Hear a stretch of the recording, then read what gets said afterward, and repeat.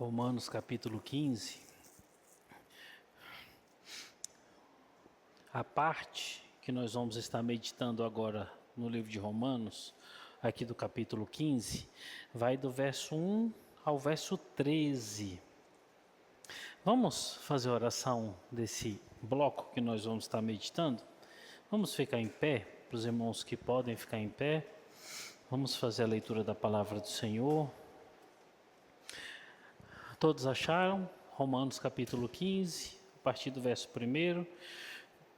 Nós vamos ler até o verso 13. Diz assim a palavra do Senhor: Ora, nós que somos fortes, devemos suportar as debilidades dos fracos e não agradar-nos a nós mesmos. Portanto, cada um de nós agrade ao próximo no que é bom para edificação. Porque também Cristo não se agradou a si mesmo. Antes, como está escrito, as injúrias do que te injuriavam caíram sobre mim. Pois tudo quanto outrora foi escrito para o nosso ensino foi escrito, a fim de que, pela paciência e pela consolação das Escrituras, tenhamos esperança.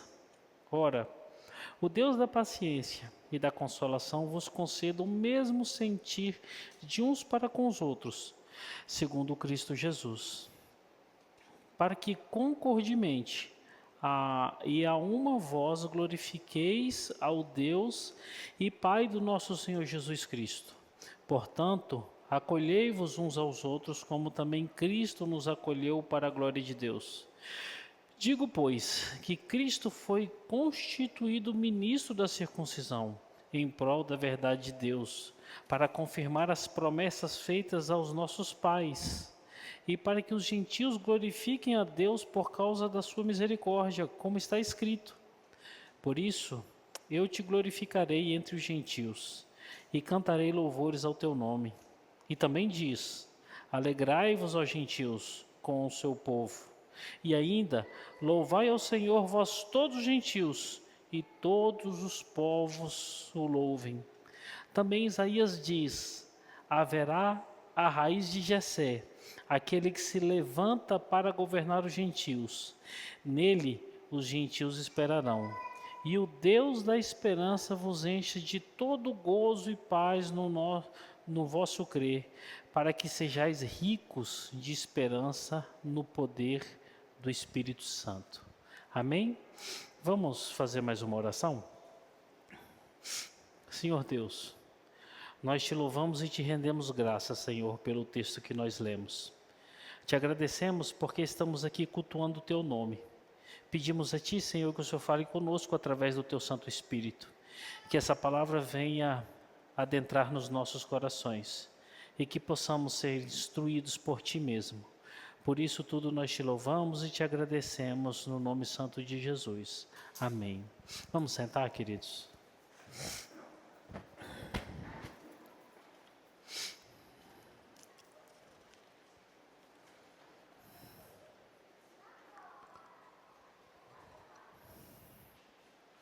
Meus irmãos, nós terminamos o capítulo 14, só que nós não terminamos o conteúdo a qual começou ali no capítulo 14.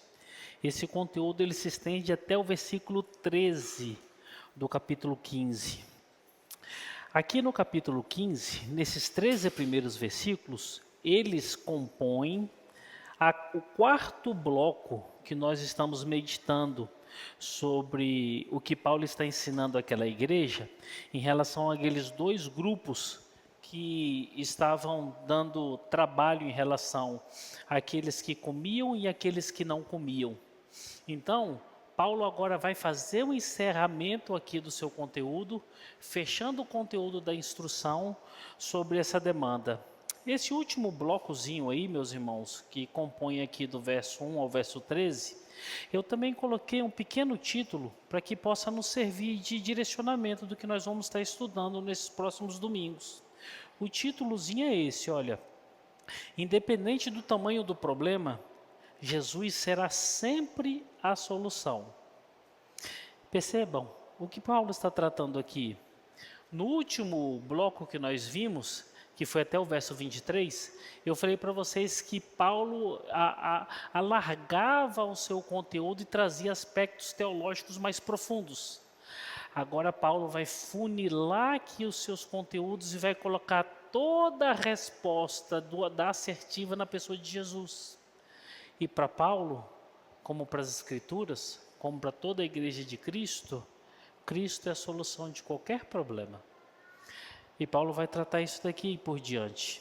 Eu quero ver com vocês primeiro, como é de costume, toda vez que nós entramos num capítulo novo, mesmo sabendo que esse capítulo faz parte do conteúdo que nós estamos tratando do capítulo 14, e aqui entra uma dica bem importante para os irmãos.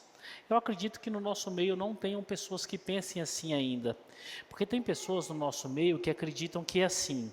Um assunto começou no capítulo 14, verso 1, ele tem que se findar ali no verso 23 do capítulo 14. O próximo capítulo já deve vir outro assunto. Não. Quando houve a disposição de capítulos e versículos, não teve esse cuidado de fechar os assuntos todos. O que acontece? Nós observamos que o que começou aqui no verso 1 do capítulo 14, vai se findar no capítulo 15, verso 13. Ou seja, passou-se mais daquilo que se era esperado. Então, meus irmãos, hoje, como é que nós vamos fazer exposição hoje? Para os irmãos que estão tomando nota, observem aí. Hoje nós vamos concluir o verso 23, que ficamos de fechar ele no domingo passado, só que por causa do tempo não foi possível. O verso 23 que está naquele terceiro bloco. E depois que nós fecharmos aqui com o verso 23, nós vamos ver meditado capítulo 13, do verso 1 ao verso 13. Primeira parte, nós vamos dividir ele aqui em duas partes, acredito que vai ser possível sim. A primeira parte vai do verso 1 ao verso 6, e a segunda parte vai do verso 7 até o verso 13. Olha aí na primeira parte, que dando graça ao nosso bom Deus, nós vamos meditar hoje, que vai do verso 1 ao verso 6. Do verso 1 ao verso 6, meus irmãos, Paulo ainda deixa claro que a existência do problema dos dois grupos ainda existe. Ou seja, não foi resolvido o problema lá não. Paulo ainda tem que tratar alguns pontos teológicos e tem que afirmar algumas coisas para que possa sanar esse problema da igreja. Ele começa com esse tratamento aí, para fechar aqui no último bloco, no verso 1. Qual é a primeira afirmativa que Paulo faz aí? A primeira afirmativa que ele faz aí, ele se posiciona. Qual é a posição de Paulo? Eu sou forte. Olha só que interessante. É como se ele tomasse um partido. Mas não, ele está simplesmente se identificando e se qualificando. Eu estou dentre aqueles que são fortes. Ou seja, Jesus é minha suficiência, eu não estou preso a nenhum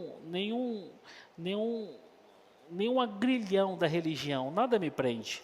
Verso 2, verso 3, Paulo vai apontar para Cristo, como ele, Jesus, e é como Paulo vai apontar, e vai dizer assim, nós devemos agradar ou nós devemos edificar os outros. Não devemos pensar em nós em primeiro lugar. Como Jesus fez, vocês aí em Roma devem agradar e devem edificar os outros. E como foi com Jesus, nós não devemos pensar em nós, porque temos um chamado da parte de Deus. Então isso Paulo vai tratar no verso 2 e no verso 3. Já no verso 4, Paulo vai tratar da responsabilidade que ela volta para o crente. Porque aqui no verso 2 e verso 3, meus irmãos, Paulo pega e traz o exemplo de Jesus. E o exemplo de Jesus é a máxima da perfeição. Os crentes vão olhar para aquilo e vão falar assim, uau, show de bola. Não tem como ser Jesus. Não tem como fazer semelhante a Jesus. Aí Paulo traz aqui de novo essa comunidade, fazendo eles pisarem no chão e fala assim, tem, vamos olhar para o verso 4. O verso 4 é a responsabilidade que volta para o crente, pois o mesmo está cercado pela palavra que o...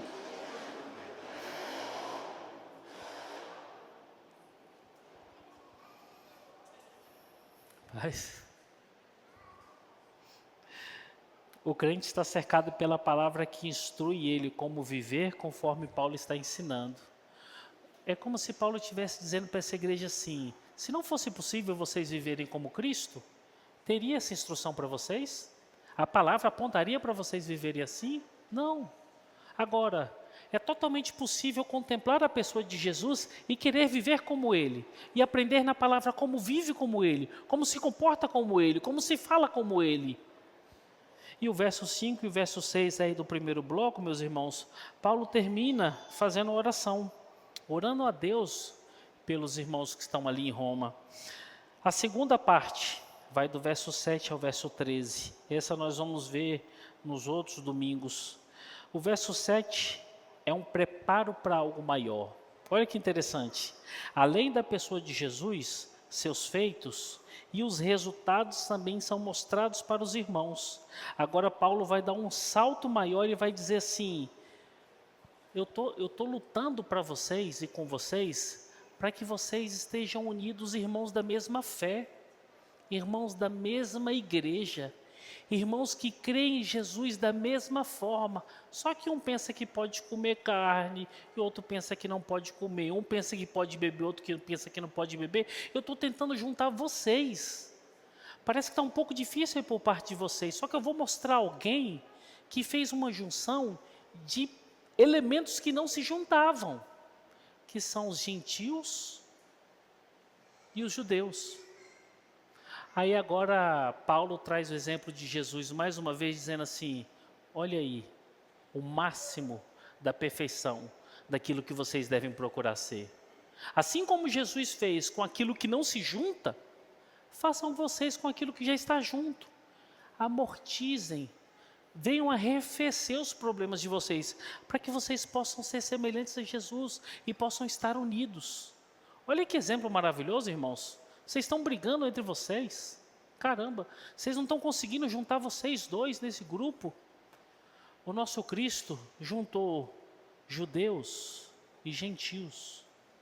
Os judeus chamavam os gentios de cães. Os judeus detestavam, tinham repulsa. E Jesus juntou esses dois povos. E quando nós olhamos para o contexto histórico, olha o resultado do que Jesus fez. Estamos nós aqui. É isso que Paulo vai estar tratando nessa segunda parte. E eu quero ver com vocês, e vamos começar a meditar hoje, para que nós possamos encerrar o verso 23 do capítulo 14.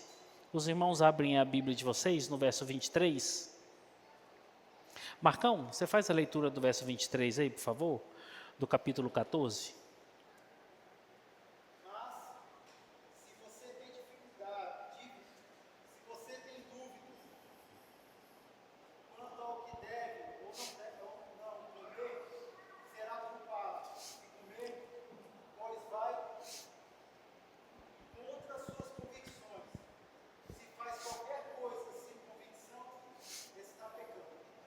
Amém. O verso 23, ele vai tratar sobre a condenação dos santos. E interessante, agora o verso 23, como eu falei para os irmãos no domingo anterior, os outros versos todos era Paulo falando com os fortes. O verso 23 é Paulo falando com os fracos. Agora os irmãos que estão tomando nota podem colocar aí FC, os fracos. E o que Paulo fala com os fracos? Eu dividi esse texto aqui, fragmentei em duas partes. A primeira parte, ela vai até a primeira vírgula ali, ó. Mas aquele que tem dúvidas é condenado se comer. Olha que interessante, irmãos. Aqui, o problema desses que são fracos é o peso da dúvida. É o problema do desconhecimento. Paulo tratou diversas vezes com esses irmãos ali, da seguinte forma: olha, não leve os irmãos aos escândalos, não julgue os irmãos, não condene os irmãos, e principalmente não leve esses irmãos a praticarem aquilo que eles não vão dar conta de fazer por fé. E agora Paulo chega aqui no verso 23 e mostra um grupo de irmãos que estão indo sem fé, simplesmente fazer por fazer. É assim, puxa vida, aqueles irmãos são tão mais espirituais do que nós. Aquele irmão conhece tanto da palavra quanto eu, muito mais do que eu, e ele come carne, e ele bebe vinho, e ele faz tantas coisas que eu não faço. Quer saber? Eu vou fazer. Mas por que você vai fazer? Não sei. Eu vou fazer simplesmente porque aquele irmão faz. E o que acontece? Se enfraquece, se machuca, se arrebenta, se condena. Por quê? O ato dele é condenado pelo próprio coração dele. E olha o que é interessante aqui nesse verso 23. A imagem que Paulo apresenta aqui é de alguém que está confuso. Não sabe o que está fazendo, não sabe para onde está indo. Que não sabe qual é o ponto de partida ou o ponto de chegada. Está totalmente errante, está totalmente perdido. É uma pessoa que não sabe se está fazendo aquilo que agrada ou não agrada a Deus. Eu estou fazendo porque eu estou imitando alguém. Mas você está agradando a Deus? Eu não tenho nem noção disso. Você está glorificando a Deus? Não sei dizer. Por que você está fazendo? Eu quero ser aceito. Eu quero estar no meio. Eu quero fazer parte. E não glorifica a Deus. É a imagem que nós vemos do fraco aqui. E Paulo está falando, olha, não entre nesse grupo, não entre nessa prática por causa disso. Porque isso é horrível. Aí a segunda parte do texto diz assim, porque o que faz não provém de fé, e tudo que não provém de fé é pecado. Olha que palavra pesada essa que Paulo fala. Tudo o que você fizer, o que vocês fizerem em Roma, que não proceder de fé, é pecado. O que Paulo está dizendo aqui com esse trecho do verso 23? Tudo que vocês não fazem, que você tenha certeza que você está glorificando a Deus, que você está respaldado pela palavra do Senhor, não glorifica o nome de Deus. Então, se for por causa disso, não comam, não bebam, não façam aquilo que os fortes fazem, fiquem quietos. E esse finalzinho aqui traz 3 pontos de ensino que são muito importantes. O primeiro deles talvez seja o mais importante de todos, que é o porquê da condenação. Por que essas pessoas são condenadas? Observem, para Deus, a obra não tem tanta relevância quanto o que está no coração. Para Deus, a obra não tem tanta relevância com o que está no coração. Você pode estar fazendo obras maravilhosas, obras que são elogiáveis, obras que são muito benquistas, mas o seu coração está totalmente distante de Deus. E Deus não olha o resultado da obra, Deus olha para o seu coração. Sabe por que Deus não levantou homens da casa de Jessé que não foi Davi? Por causa dos seus corações. Essa mensagem chegou ali para os irmãos que estavam em Roma e deve chegar a nós. Queridos, não se preocupem com grandes feitos. Não se preocupem em fazer coisas com que as pessoas venham elogiar, venham falar, venham reconhecer. Porque se vocês tiverem essas obras, mas um coração reprovável, vocês estão fazendo sem fé. Vocês estão fazendo qualquer coisa para qualquer pessoa, menos para Deus.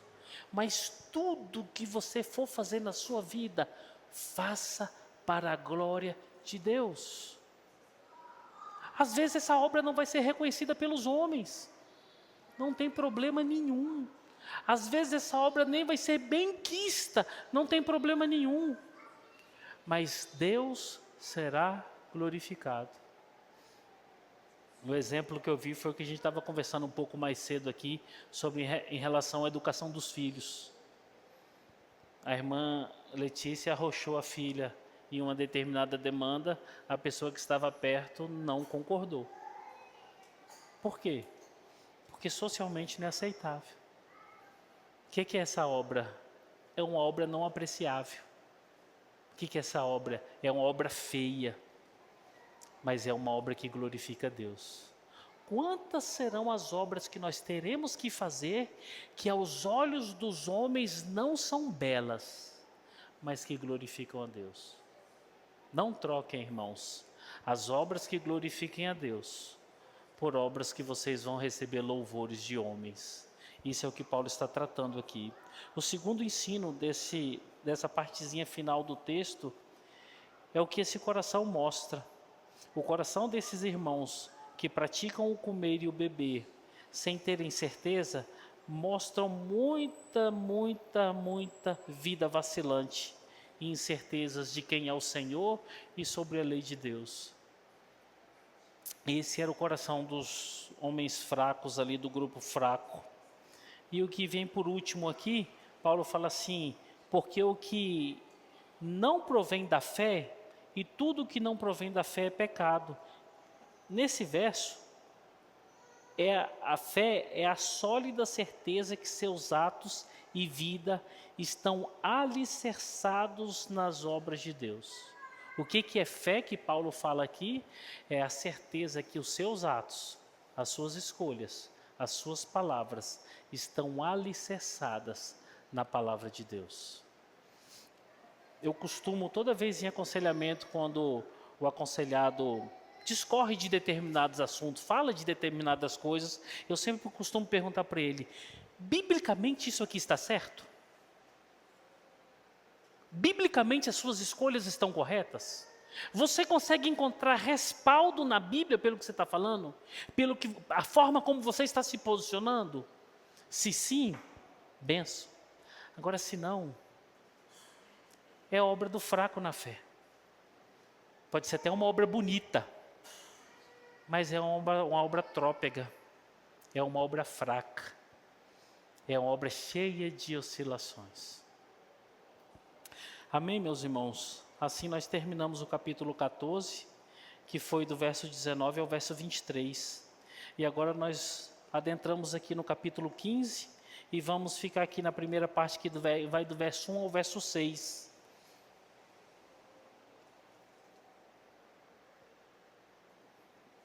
Os irmãos me ouvem bem aí? Tá tudo ok? Tá bom demais? O verso 1, meus irmãos, diz assim, a palavra do Senhor. Ora, nós que somos fortes, devemos suportar as debilidades dos fracos e não agradar-nos a nós mesmos. Esse é o verso 1. É para cima? É para cima? O Kelly fez o sinal ali, eu pensei que era para baixo. É para cima, para cima. Sim. Ok. Aqui, meus irmãos, olhem aí na Bíblia de vocês, aqui nós podemos fragmentar ela em 3 partes também. A primeira palavrazinha que tem aí, mais uma vez, os irmãos lembram do domingo passado, ora, mais uma vez aqui é uma conjunção, significa que nós estamos continuando o que Paulo falou no capítulo anterior, ou seja, conjunção está dando continuidade, nós vamos continuar falando o mesmo assunto. A segunda fragmento aí, olha que interessante, nós que somos o quê? Fortes. Paulo agora se posiciona. Demorou, meus irmãos, 24 versos para Paulo se posicionar. Até então parecia que Paulo era imparcial aqui. E não é que agora ele é parcial numa perspectiva de levantar um grupo e dizer assim, nós somos demais. Não, agora ele se posiciona se qualificando onde que ele está. E aqui quando nós encontramos nós que somos fortes, tem lições importantíssimas aqui. A primeira lição que tem aqui, meus irmãos, é uma lição implícita. Ou seja, que Paulo não falou que era forte e começou a ensinar por causa dessa qualificação, mas ela está implícita. Por que ela está implícita? Ela serve tanto para os fortes como para os fracos. Qual é essa lição? O que significa isso? Significa que Paulo, observe que interessante, Paulo era fariseu de fariseu. Pegaram aí? Que lição é essa que Paulo está tratando? E ele está se qualificando como forte. Ele era fariseu de fariseu. Ou seja, se alguém deveria estar apegado à lei, era Paulo. Se alguém deveria ficar sem comer carne, era Paulo. Se alguém deveria fazer alguma restrição ou guardar alguma data específica, esse alguém era Paulo. Mas pelo contrário, ele não faz isso. Por que ele não faz isso? Aí agora vem algumas afirmações interessantíssimas. E a primeira delas é essa: Paulo está apegado somente em Cristo. E quando você está apegado somente em Cristo, toda base estruturante de religião cai. Toda base sólida das religiões vão por terra. E olha que nós estamos falando do judaísmo, que é uma religião milenar. Muito sólida, muito forte. Mas Cristo faz com que tudo seja passado. Eu sou forte. Paulo, o apóstolo Paulo é um crente forte. Mas espera aí, ele era fariseu de fariseu. Ele foi criado aos pés de Gamaliel. Se tinha alguém que deveria estar ainda preso a esses ditames da religião, era Paulo, mas não. Paulo não se prende a isso. Por quê? Paulo fala uma frase interessantíssima. Eu vou repetir ela depois aqui no final do sermão. Para mim, viver é o quê? Cristo. Todas as coisas são sombras. Todas as coisas passaram. Todo o peso agora se tornou leve. Nada mais me prende em qualquer tipo de realidade. Viver é Cristo. Mais ainda, Paulo não condenou ninguém. Paulo está ensinando aqui 23 versículos e não trouxe uma palavra de condenação. Olha, vocês são débeis, olha, vocês são loucos, vocês são inúteis, vocês são isso ou aquilo outro. Não, Paulo não condenou ninguém. Mesmo sabendo que esses feitos e essas práticas eram inúteis. Mas Paulo não trouxe condenação. Paulo não se mostrou, e até agora, do tempo todinho que nós conhecemos Paulo, Paulo não é supersticioso. Paulo está preso em Cristo. Paulo está edificando com instruções. Sabe o que isso significa para o grupo forte? Se tem alguém que eu tenho que copiar, é Paulo. E sabe o que significa para o grupo fraco? Se tem alguém que eu tenho que ouvir, é Paulo. Por quê? Porque simplesmente ele vive aquilo que ele prega. E simplesmente por aquilo que ele vive e prega, ele não traz condenação em momento nenhum com palavras. Olha o exemplo de um crente de verdade, irmãos. Ser próximo de Cristo a tal ponto que você não traz condenação para aqueles que estão distantes, que deveriam estar mais perto. Como que nós, igreja, deveríamos fazer isso hoje, hein? Que coisa linda. O segundo ensino aqui dessa segunda fraçãozinha do texto é que nós crentes devemos saber aonde que nós nos enquadramos. Nós devemos nos qualificar. Se tivéssemos que responder essa pergunta hoje, somos fracos ou somos fortes? Aonde que vocês estariam? Qual situação teológica vocês estariam caminhando hoje? Não, pastor, ainda sou fraco. Eu estou preso a algumas amarras da religião. Eu ainda acredito em tanta coisinha assim, material. Não, pastor, eu sou forte. Aonde que você está? Quando Paulo afirma que eu sou forte, ele está trazendo ensinamentos profundos para essa igreja. E esses ensinamentos devem chegar para mim e para vocês. Qual? Nós, crentes, nos dias de hoje, devemos nos posicionar. Quem nós somos? Em quem nós cremos? E o que nós cremos? Isso é de suma importância, irmãos. Pensem nisso. Pensem nisso. Olhem para Paulo. A terceira fraçãozinha desse verso, ela diz assim: devemos suportar os débeis. Devemos suportar as debilidades dos fracos e não agradar-nos a nós mesmos. Dois ensinos nos aparecem aqui. Primeiro, dois entendimentos que vêm aparecer aqui diante da palavra suportar. Nós temos que suportar e agora nós temos que suportar o quê? As debilidades. Agora olha o que é interessante aqui. A palavra fala suportar. O que significa suportar? Temos que responder isso aqui. O que significa suportar no verso 1? Tem duas lições aqui. Uma é aquela que nós devemos apagar, porque não significa isso no texto. E a outra é o que significa que nós devemos entender, aprender o que Paulo está falando e praticar nos dias de hoje. A primeira é o que não significa isso aqui. Suportar aqui, que Paulo está ensinando no verso 1, não significa que é a questão da tolerância, que é a questão de você aguentar uma pessoa. Não é que Paulo está falando assim, olha, vocês têm que aguentar os mais fracos. Tá bom, Paulo, tem que tolerar esse povo. Puxa vida, haja paciência. Eu tenho que aguentar essas meninices desse povo. E Paulo falando assim, vocês têm que aguentar mesmo. Suportem essas pessoas. Não, não é isso suportar. Suportar, aqui no grego, traz a tradução de carregar. Ajudar a levar algo que é pesado.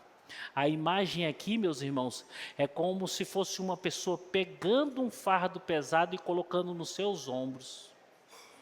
E carregando esse fardo sozinho ou com alguma pessoa. Nesse caso, o suportar aqui do verso 1 são os fortes pegando os fardos junto com os fracos e dizendo assim, eu estou andando com vocês. Estou caminhando com vocês. Agora, o que nós devemos responder é, suportar o quê? Carregar nos ombros o quê? As debilidades. Olha o texto. Devemos suportar as debilidades dos fracos. Sabe o que é debilidade? Fraqueza e capacidade reduzida.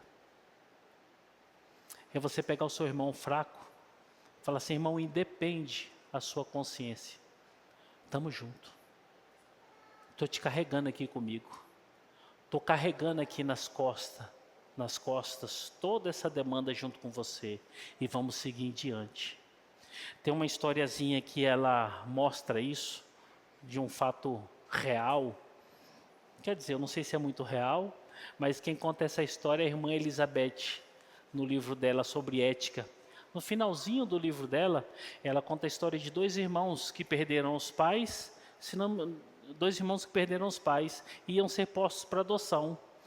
E esses meninos lutavam muito para que eles não fossem postos para adoção, porque na adoção, uma família nunca queria pegar os dois juntos. Cada um queria pegar um, pegar outro, e os dois ficariam separados. E esse mais velho escutou dizer que havia uma fazenda distante, alguns quilômetros de onde eles estavam, do abrigo, que uma família queria pegar os dois para adoção. E eles não pensaram duas vezes, saíram em caminho para essa fazenda para encontrar a nova família. Mas chegou em determinado caminho, o irmão mais novo enfraqueceu, a caminhada era longa. A história diz que esse irmão mais novo colocou ele nos ombros e foi caminhando. Foi caminhando, foi caminhando, foi caminhando. E as pessoas viram o que estava acontecendo e as pessoas ficaram comovidas. E aquele garoto não queria parar de andar nunca, porque ele pensava, se eu perder essa oportunidade, nós vamos ser criados sozinhos. E ele chega na porteira daquela fazenda, com o irmão mais novo nos seus ombros, todo suado, todo sofrido, todo machucado. E ele é questionado pelo Senhor, rapaz, como é que você carregou esse peso todinho? Ele falou, não, meu senhor, não carreguei peso nenhum. Como? Você carregou o tempo todinho esse peso? Não, eu estava carregando o meu irmão. Meu irmão mais novo não é peso. Eu fiz por uma obrigação maior. Essa história tem que chegar em mim e vocês. Quando nós detectarmos irmãos mais fracos na fé, lembremos dessa palavra no grego que é carregar fardos juntos, para que possamos andar distâncias longínquas, mas para que nós possamos levar irmãos mais fracos para mais perto de Cristo. Por quê? Porque um dia fomos fracos. E pessoas distintas, diferentes, distantes de nós, carregaram os nossos fardos e foram longe. Você quer ver um exemplo? Lembra daquele período que você não conhecia Cristo? Lembra como é que era a sua vida de trevas? Lembra como é que eram as suas sujeiras? Quem que pegou o seu fardo? Quem que tirou daquele lugar? Quem é que está te carregando até hoje? E se perguntar para ele, o senhor está carregando o peso Não, estou carregando meu filho, carregando meu amigo. Lembra dos erros que vocês cometem todos os dias, que nós cometemos todos os dias. Fracos que somos. Lembrem dos momentos de fé que é abalado. Fracos que somos. E do mesmo jeito nosso Senhor está com os nossos fardos, carregando todos os dias, indo para a glória eterna. Por que eu não posso carregar o fardo do mais fraco? Agora vamos para o verso 2. O verso 2, Paulo mostra a imagem do forte. Só que aqui agora entra em colapso o que ele está escrevendo. Será que o forte aqui deve mimar o mais fraco? É isso que Paulo está falando no verso 2?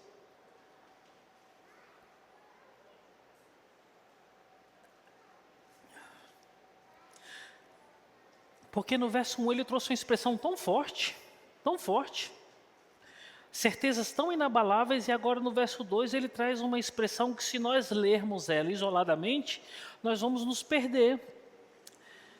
Olha o texto: portanto, cada um de nós agrade ao próximo no que é bom para edificação. Carregue, ajude, leve cargas pesadas dos fracos. E agora, verso 2, agrade o seu irmão. Mais uma vez, irmãos, Paulo está dentro do pacote. Olha o pronome que ele usa aqui no meio do verso. Nós.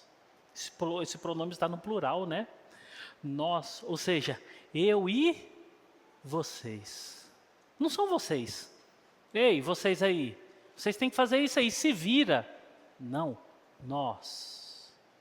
Ou seja, é o nosso trabalho, é o nosso dever, é a nossa luta, é a nossa missão. Nós, cada um de nós. Colocando esse pronome, Paulo se faz obrigado à mesma tarefa que os irmãos fortes de Roma, as mesmas tarefas que eles deveriam exercer. E que tarefa é essa? Olha aí no verso 2, agradar. Agradar. Que agrado é esse, meus irmãos? Será que é o agrado do mimo? Estou carregando o peso, estou fazendo um cafunézinho na sua cabeça, estou falando que você é bonito, que você é precioso, que você vai chegar lá, que você é forte. É isso que Paulo está falando? Não. O agrado está aqui no texto. Olha aí. Cada um de nós agrade ao próximo. Aonde? No que é bom para a edificação. O agrado ao próximo é edificá-lo, é sublevá-lo, é tirá-lo daquela condição onde ele está inerte. Isso que é o agrado. O que produz edificação, meus irmãos? Ensino. O que produz edificação? Testemunho de uma vida correta, de uma vida reta, de uma vida que demonstra Cristo. O que produz edificação? Confrontação. Agora a gente entra aqui parece que informações contraditórias, porque lá no verso 1 do capítulo 14, olha o que Paulo fala assim: acolhei ao que é débil na fé, não porém para discutir opiniões. Só que aqui no verso 2 do capítulo 15, Paulo não está falando que é debate, é edificação, é o ensino naquilo que me é permitido. É a confrontação de quem eu estou carregando fardos. Sabe como é que isso acontece, irmãos? São os fortes agora, eles são chamados para serem mestres ensinadores. Eles são chamados para serem mestres. E o que o mestre deve fazer? É nessa hora o mestre deve falar assim: cara, tá vendo como é que isso aqui está pesado? Meu ombro aqui está ardendo. Imagina o seu que estava carregando isso aqui sozinho há muito tempo. Em Cristo, você não precisa disso aqui. Mas eu estou esfolando o meu ombro por sua causa. Vamos junto. Se você quiser parar com isso, bom. Se você não quiser parar, estou contigo. Rapaz, olha o tempo que você está perdendo, guardando esses dias. Vem aqui para casa. Vamos comer juntos, vamos beber juntos. Só nós, só nossas famílias. Sabe por quê? Cristo apaziguou todo esse ensino e esse peso que não tem mais importância nenhuma para nós. Sabe o que é isso? É ensinar com palavras e com vida. O forte agora é chamado para ser mestre. E se nós somos chamados para ser fortes, irmãos, nós somos chamados para ser mestres. Mestres com nossas vidas e mestre com as nossas palavras.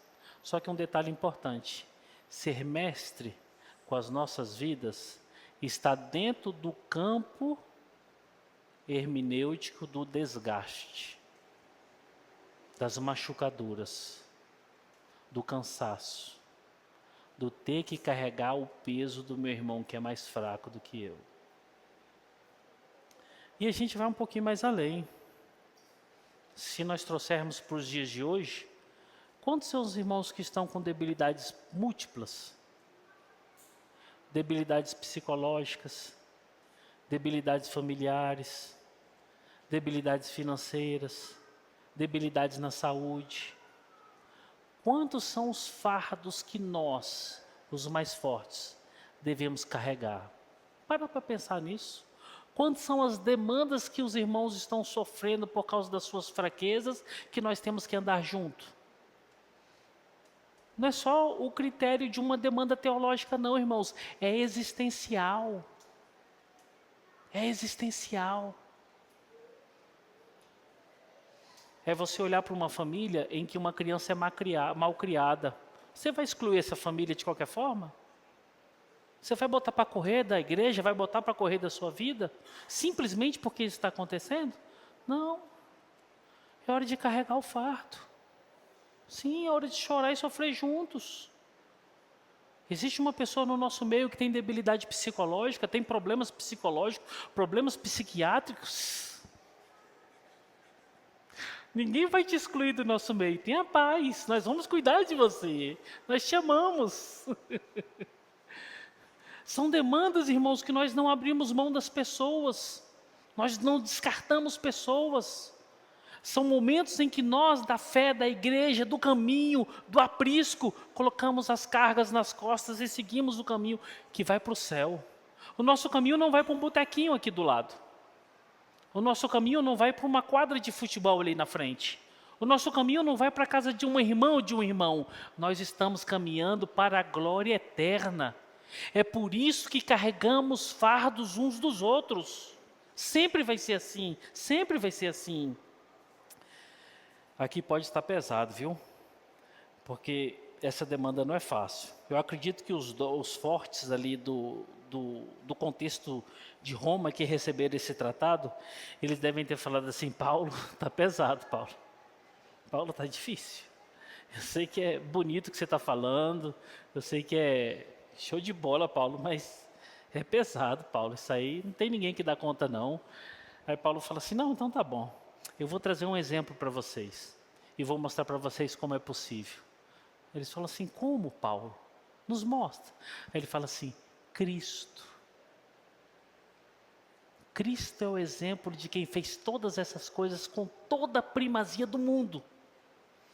E aí onde que ele entra? No verso 3. E no verso 3 ele nos mostra isso. O verso 3, ele nos traz uma informação, é a solução de todo o problema da humanidade. Basta ter fé em Jesus. Só isso. Mas pastor, se eu tiver fé em Jesus eu vou ser curado? Não necessariamente. Se Ele quiser te curar, Ele vai te curar. Mas se Ele não te curar e você tiver fé nele, Ele vai trazer uma paz no seu coração tão grande que você vai entender que você não precisa nem da cura. Se eu tiver fé em Jesus, a minha casa vai ser transformada. Se Ele quiser transformar a sua casa, Ele vai transformar a sua casa. Mas se Ele não transformar a sua casa, Ele vai colocar paz no seu coração. Jesus é a solução de todos os problemas para aqueles que têm fé. Para aqueles que têm fé. Eu acredito, irmãos, eu não sei o que está acontecendo, mas hoje a igreja se tornou um ambiente cheio de cristãos não praticantes.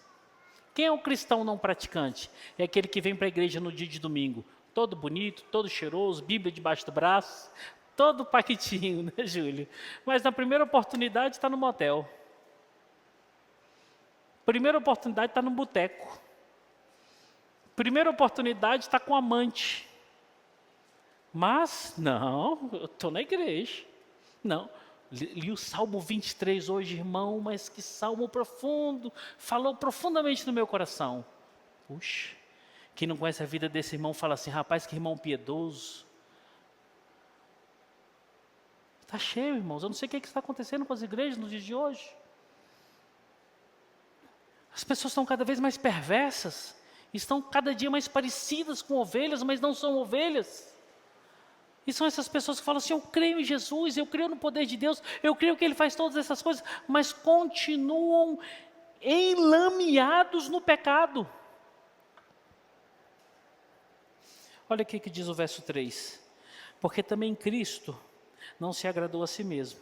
Antes, como está escrito, as injúrias dos que te ultrajam, as injúrias dos que te ultrajam caíram sobre mim. Aqui eu quero, de forma mais simples, trazer uma só divisão nesse texto, com algumas aplicações bem pertinentes.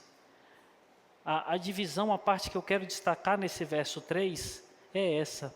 É a citação que é feita de Paulo sobre o livro de Salmos. As injúrias dos que te ultrajavam caíram sobre mim. Paulo aqui está fazendo a citação do Salmo 69, verso 9. Esse salmo é um salmo messiânico, ou seja, é o salmo em que aponta as dores, o sofrimento, as condições, os impropérios, todas as coisas que estavam relacionadas ao Messias. E aqui, meus irmãos, quando nós olhamos para a pessoa do nosso Cristo, quando nós olhamos para esse salmo, marca na sua Bíblia para você ler na sua casa, hoje ou amanhã, quando você tiver um tempo, leia de forma bem comedida, bem lenta, de forma bem reflexiva. Aqui nesse texto, nós encontramos o ideal e o possível. Qual é o ideal? O ideal é o máximo, é o perfeito. E nele só está Jesus. E o que é possível? O possível é o que cabe a mim e a vocês. Olha para o ideal. Em toda a sua vida, falando dele, o nosso Salvador, o nosso Senhor, o Senhor Jesus. Em toda a sua vida, ele dedicou-se a agradar ao Pai, cumprindo todas as suas vontades. Todas, todas. Do nascimento até o último dia lá no Calvário, até os últimos instantes ali na cruz. Todos os dias, ele foi ipsilítere, ele cumpriu tudo e agradou o Pai. Aqui é o ideal, que é o máximo. E para nós é o possível. Essa história eu já compartilhei com os irmãos, mas ela se enquadra muito bem aqui. Estava no trabalho e toca o telefone.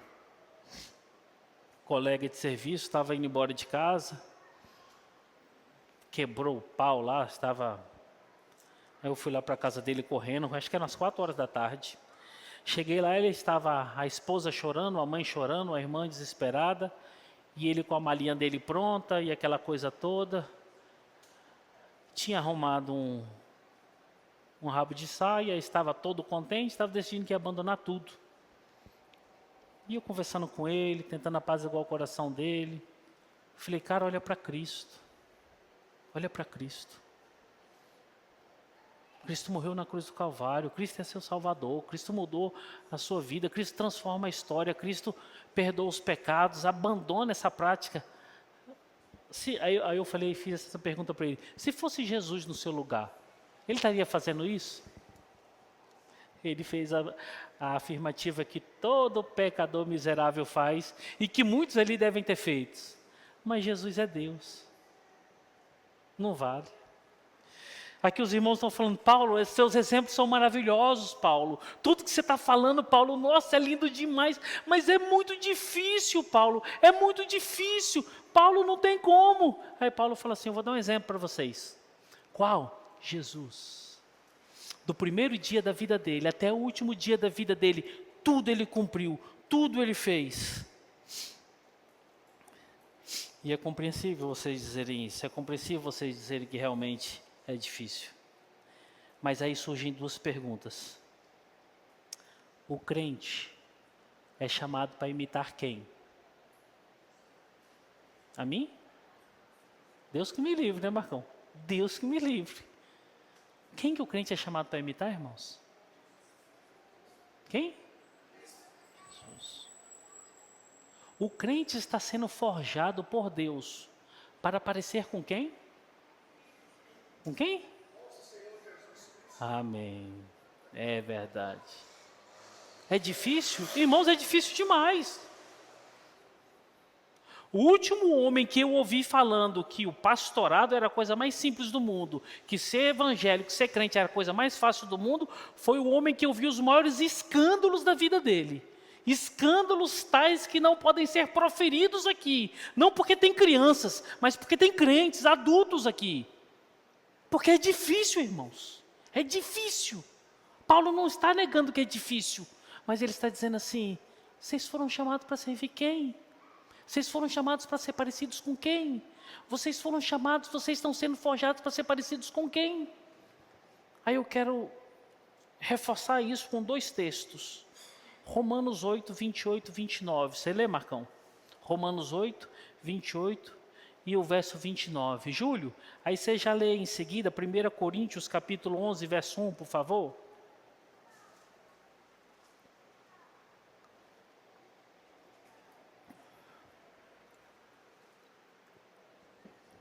Pode ler, Marcão.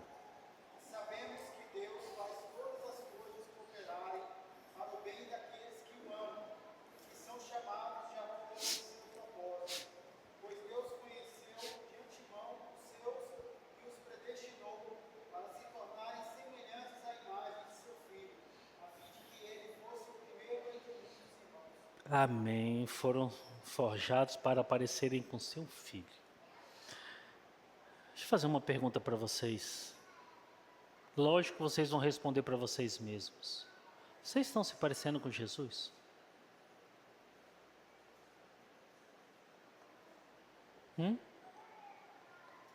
As palavras de vocês estão parecidas com as palavras de Jesus? O cumprimento das responsabilidades de vocês estão parecidas como ele cumpriu as responsabilidades dele? Estão, irmãos? Irmãos, vocês foram chamados para serem parecidos, estão sendo forjados para serem parecidos com Jesus. Se não, irmãos, a coisa está feia. Temos que acender o sinal amarelo, o sinal de alerta. Porque se vocês estiverem parecidos com qualquer outra pessoa, não serve. Não serve. Qualquer outro padrão que não seja Cristo, não serve. De forma alguma serve. É inaceitável a Deus. É inaceitável a Deus. Seus pensamentos são semelhantes aos pensamentos de Jesus? O Estênio Marcos, é Marcos? Ele faz uma música que ele diz que Jesus chega à sua casa e lá ele vai passar uma noite e muito cansado pelo trabalho do dia a dia, né, as pregações, as curas, os exorcismos. E ele encosta na cama e dorme. E ele olhando para Jesus ali, ele começa a pensar, como é que são os seus sonhos? Está sonhando com a cruz ou com os céus? Como é que são os sonhos? Como é que eram os sonhos de Jesus? O que ele pensava quando ele estava ali sozinho? Para pensar nisso. Que quais eram os pensamentos dele? Qual era o sonho durante a noite? Essa música é linda demais. Eu não sei o nome dela, não sei cantar, mas ela é linda demais. Os irmãos que puderem, Estênio Marcos. Marcos ou é Márcios? Marcos. Márcios, Estênio Márcios. Procure essa música, é linda demais. Você lê, Júlio, por favor.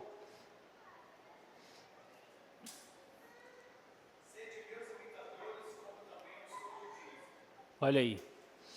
Paulo agora chega para os irmãos e fala assim, ô Marcão, obrigado, mano. Sede meus imitadores como eu sou de Cristo. Ou seja, imitem a Cristo. Imitem a Cristo. E aí, meus irmãos, a resposta de toda essa demanda, de toda essa dificuldade, de toda essa problemática, está aqui no verso 4. E no verso 4, agora começa a clarear. O verso 4 é a comprovação que somos instruídos e capazes de praticar o que Paulo está ensinando. Paulo disse todas essas coisas, os irmãos falaram, Paulo é bonito demais, é belo demais, é profundo demais, mas é muito difícil. E eu entendo que realmente Jesus fez todas essas coisas, continua muito bonito, mas muito difícil. E aí como é que nós ficamos? Aí Paulo fala assim, horas, a palavra é a instrução de tudo isso.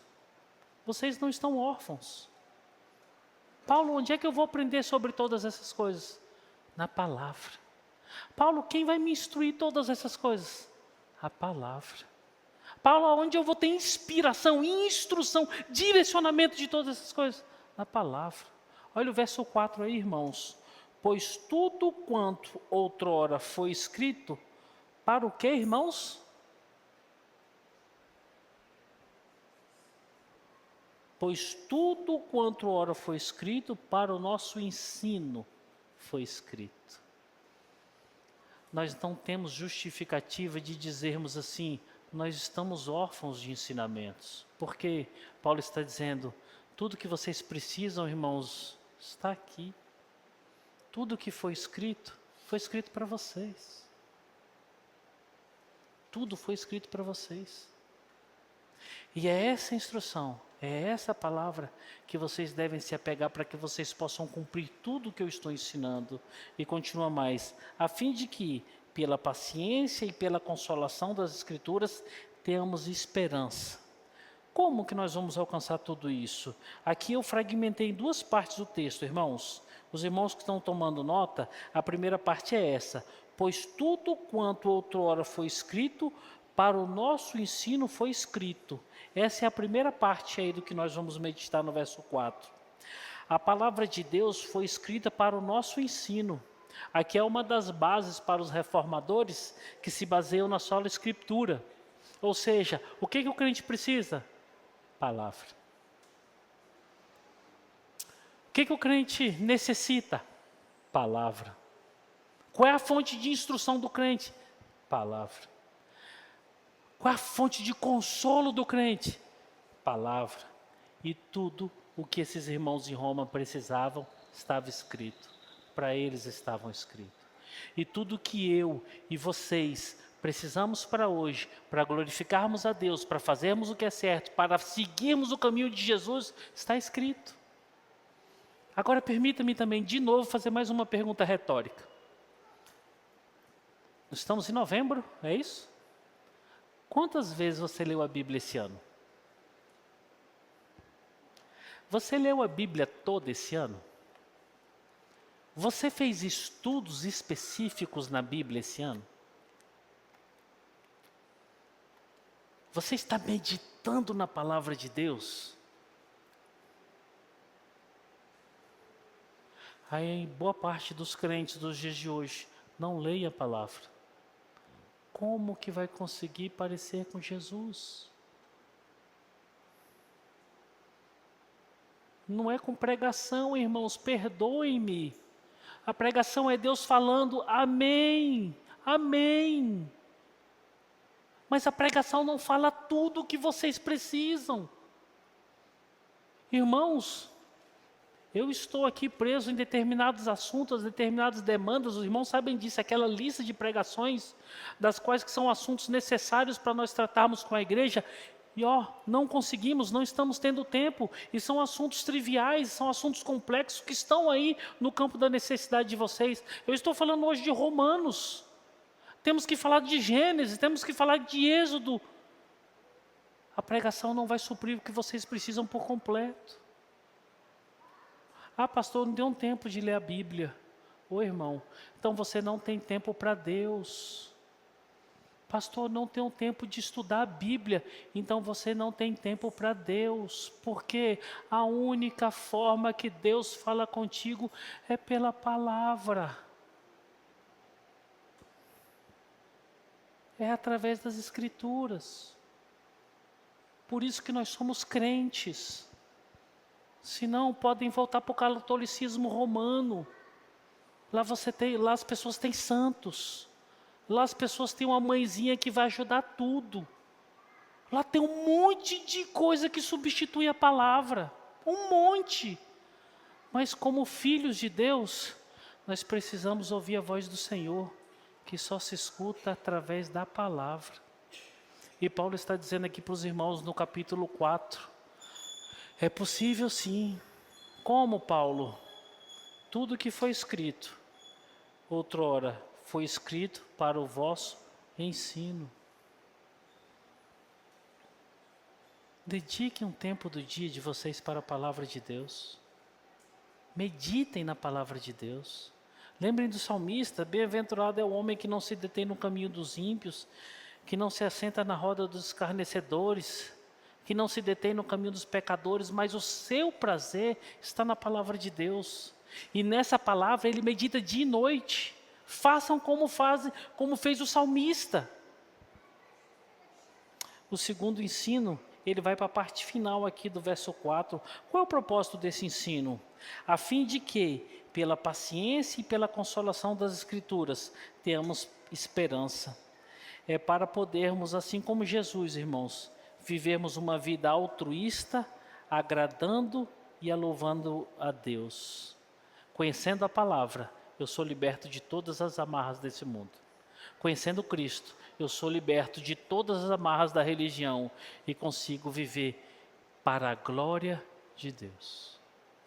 Hoje, eu consigo viver dentro do meu casamento para a glória de Deus. Consigo dentro do meu trabalho glorificar a Deus. Tudo isso por causa da instrução dessa palavra que me aponta para Cristo. E eu consigo viver assim. Vamos terminar o verso 5 e o verso 6, e aí nós terminamos aqui esse texto. O verso 5 e o verso 6, meus irmãos, diz assim, ora, o Deus da paciência e da consolação vos conceda o mesmo sentir de uns para com os outros, segundo Cristo Jesus, para concordemente e a uma voz glorifiqueis ao Deus e Pai do nosso Senhor Jesus Cristo.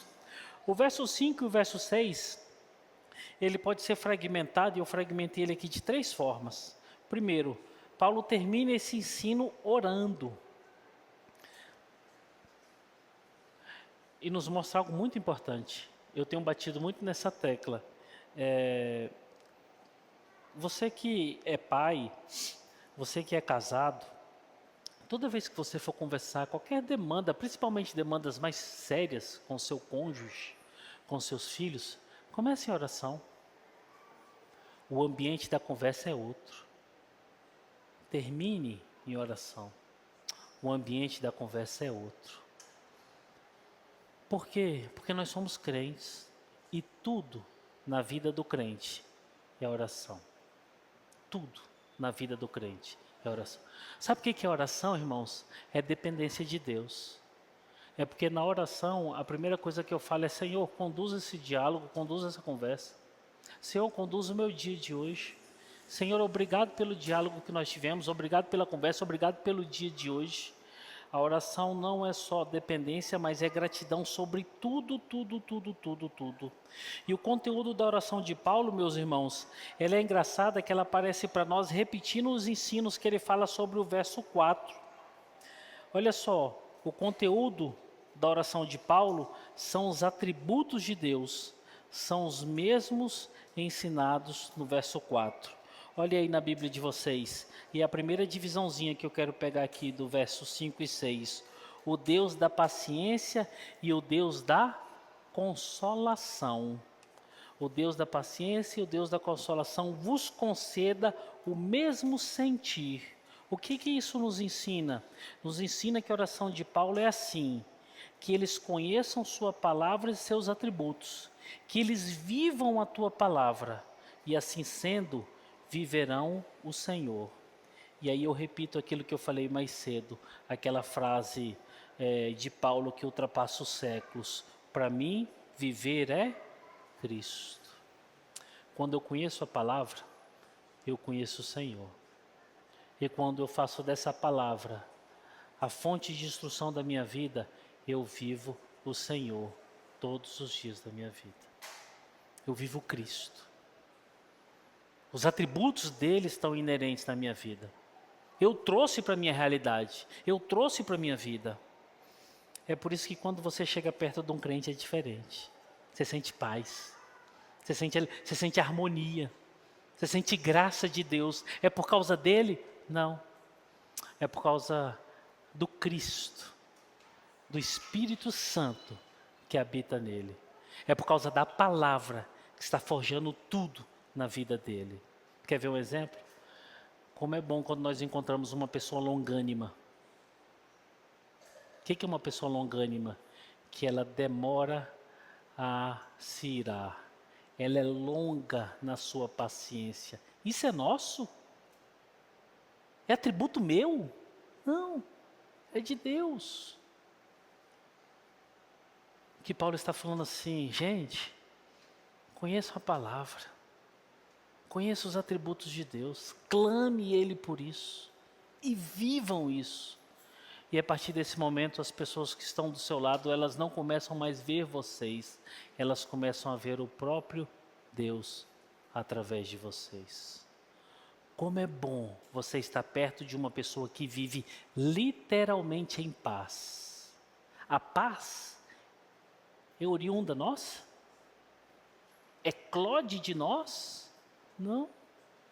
Tanto é que você pode pegar a pessoa que está plenamente no relacionamento com o Senhor, em determinados momentos da sua vida, ela vira um furacão, ela fica perturbada, ela fica totalmente fora de si. Por quê? Deixou Cristo e apareceu ela mesma. Sabe o que Paulo está falando? Encha-se da palavra. Encha-se. Encha-se de Deus. Viva Cristo. Todos os dias da sua vida. Vou falar mais um aqui. Talvez seja o mais belo de todos. E certamente é o que está morrendo. É o amor. Quando você chega perto de um crente que ama de verdade. Quando você chega perto de uma pessoa que ama de verdade. Como é agradável estar perto dessa pessoa. Agora, como é difícil chegar perto de uma pessoa amorosa. Como é difícil. Não é porque o nosso amor está esfriando, não é porque o nosso amor é fraco. Não, amores. Não, irmãos. É porque isso é atributo de Deus. Uma pessoa que muito ama é uma pessoa que muito... Você gostou do amores, né? É uma pessoa que muito conhece a Deus, é uma pessoa que muito vive com Deus, é uma pessoa que muito conhece a palavra de Deus, é uma pessoa que conhece profundamente o Senhor e que é habitada pelo Espírito Santo. Ô irmãos, era para nós vivermos isso todos os dias, irmãos. Todos os dias, porque somos crentes, somos habitados pelo Espírito Santo, temos a palavra de Deus que nos instrui cotidianamente, irmãos. Eu não quero, de forma alguma, que as pessoas conheçam o Tiago. É uma pessoa terrível, terrível, terrível. Não tem nada que presta no Tiago, nada, nada, nada, nada. Eu quero que vocês conheçam Cristo que habita no Tiago. Porque, irmãos, eu sou uma porcaria, irmãos. Esse coração aqui é cheio de ídolos, cheio de maldades e mazelas. Mas o Espírito Santo está me transformando. E quando vocês virem, como dizem aqueles teólogos lá de tempos idos, quando vocês virem coisas boas em mim, é Cristo. Não sou eu, é Cristo. Agora quando vocês me virem pecando, errando, tropeçando, sou eu mesmo. Não queiram me ver, não queiram me conhecer. Orem a Deus e falem, Senhor, que seja o Senhor se revelando através dele cotidianamente para a esposa, para os filhos, para os pais, no trabalho, na igreja, em qualquer lugar. É horrível. E assim de qualquer forma são vocês. E assim de qualquer forma são todos os crentes. Meditem na palavra. Amem a palavra, conheçam a palavra, vivam a palavra. Não precisa de mais nada, irmãos. Mais nada, irmãos.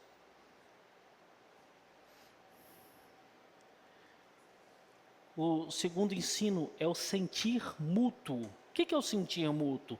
O texto fala assim: vos conceda o mesmo sentir de uns para com os outros, segundo Cristo Jesus. Aqui Paulo está falando da unidade, da comunhão, da quebra de barreiras. Ou seja, agora, irmãos, depois disso tudo, quebre as barreiras. Depois desse conhecimento, vivam em unidade. Derrube as muralhas. Nós somos um. Puxa vida, vocês entenderam? Cristo uniu os gentios e os judeus. Vocês fazem parte da igreja. O problema é comida e bebida. Derrube essa muralha. Porque isso é viver Cristo.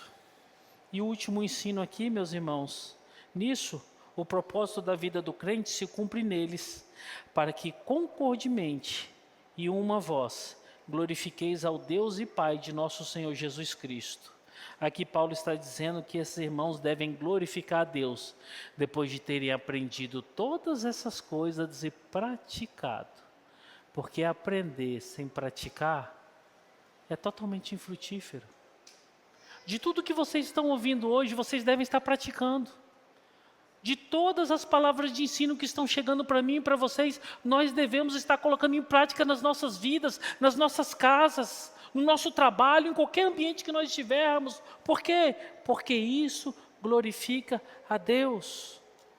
Tem uma frasezinha que eu aprendi, que bom é quando nós encontramos o graças a Deus a respeito de uma pessoa. Graças a Deus por sua vida, viu, Jenny? Graças a Deus. É por causa da Jenny? Não. É porque ela está sendo habitada pelo Espírito Santo. É porque ela é serva do Senhor, conhece a palavra, vive a palavra, e eu estou vendo Cristo na vida dela. Porque se eu estivesse olhando a Jenny pela Jenny, não existiria graças a Deus. Isso é na vida da minha vida, isso é na sua vida, isso é na vida desses irmãos que estão aqui.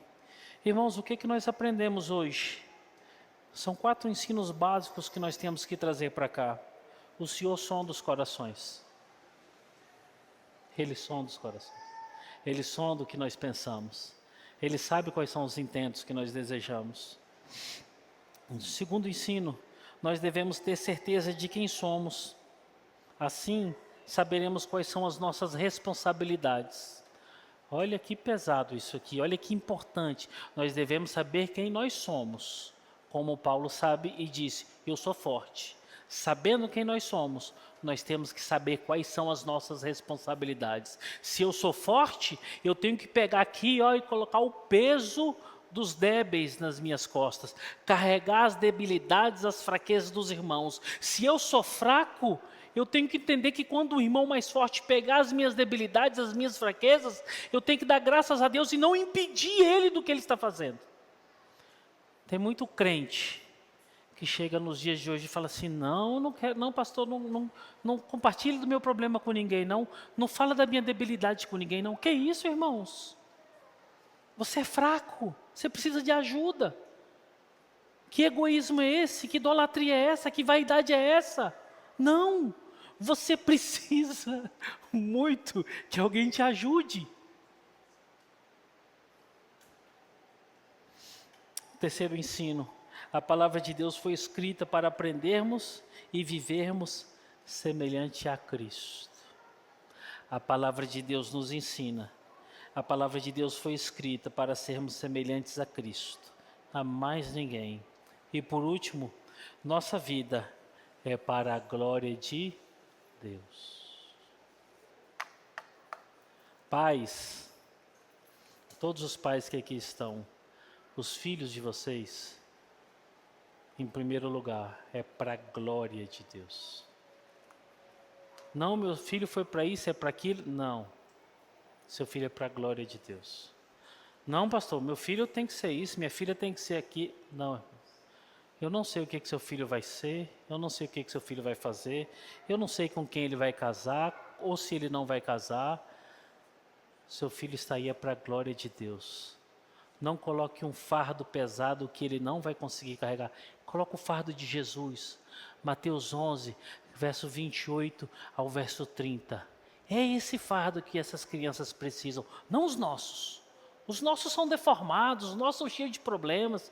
Ah, meu filho tem que ser dentista, meu filho tem que ser médico, minha filha tem que ser isso. Não, irmãos.